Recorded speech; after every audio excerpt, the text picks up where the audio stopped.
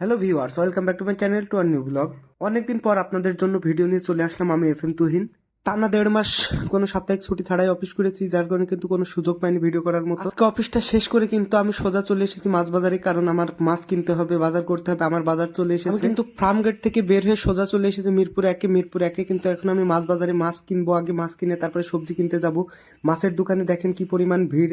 আর আমি কিন্তু তেলাপিয়া মাছ একটু পছন্দ করি। রুই মাছও ছিল, কিন্তু রুই মাছের থেকে অন্যান্য বিভিন্ন ধরনের মাছ ছিল, সেই মাছগুলো আমার পছন্দ না। আমি তেলাপিয়া মাছ কিনবো, এটাই আমি ফাইনাল করেছি। কিন্তু একটু ঘুরে দেখাচ্ছি আপনাদের। মাছের দোকান কিন্তু ঘুরে দেখানোর পরে এই দোকান কিন্তু আমি ফাইনাল করেছি, এখান থেকে আমি মাছ কিনবো। দেখতে পাচ্ছেন আমার ম্যাচের মাছ, যার কারণে একই সাইজের মাছ কিন্তু তুলে কিন্তু আমাকে মেপে দিবে দোকানদার। সে মাছ দিচ্ছিল আর আমি ভিডিও করছিলাম। দোকানদার বলছিল মাছের ভিডিও করলে কিন্তু ভাই দাম 50 টাকা বেশি দেওয়া লাগবে, মজা করে আমার সাথে কিন্তু বলছিল। দোকানদার যতই মজা করুক, আমি তো ভিডিও করেই যাবো, তাই না? আপনাদের জন্য আজকে থেকে নতুন করে ভিডিও কন্টিনিউ শুরু করলাম। আস্তে আস্তে কিন্তু আমার রাত 8টা বেজে গিয়েছে। তারপরেও দেখেন মাছ বাজারে কতটা ভিড়, একদম পা ফেলা জায়গা পাচ্ছিলাম না। তারপরেও এর ভিতরে ঠেলে ঠেলে কিন্তু ঢুকে আমি মাছ কিনে কিন্তু আমি ভিডিও করে নিলাম আপনাদের জন্য। সাধারণত বাজারে কিন্তু 8:30-9টার পরে কিন্তু আর কাউকে ঢুকতে দেওয়া হয় না। যারা ঢোকে তারাই কিন্তু কিনে নিয়ে বের হতে পারবে। আমি কিন্তু একটু তাড়াতাড়ি অফিস থেকে বের হয়েছিলাম এই বাজার করবো তাই। যাই হোক, মাছ কেনা শেষ করে কিন্তু মাছ কুটার দোকানে চলে আসলাম। মাছ কুটে না নিয়ে গেলে কিন্তু খালা এই মাছ কুটবে না, খুবই রাগারাগি করে খালা। খালা কিন্তু খুবই ভালো মানুষ, কিন্তু মাছ কুটে এসে দেবে না।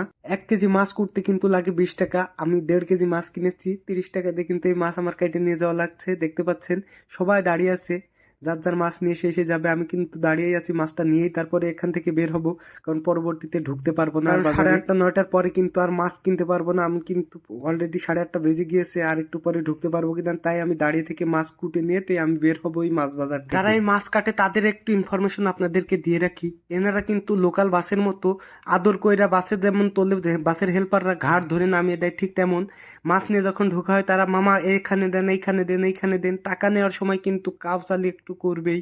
আমার কাছ থেকেও কিন্তু তারা 40 টাকা চেয়ে বসেছিল, 40 টাকার কম নিবে না। আমি বললাম মামা 1.5 কেজি মাছ 20 টাকা কেজি, হলে তো 30 টাকা হয়, 30 টাকা রাখো। বলে না, কোয়ান্টিটি বেশি, মানে 5 পিস মাছ, 1 পিস হলে 20 টাকায় রাখতাম, 2 কেজি ওজন হলেও।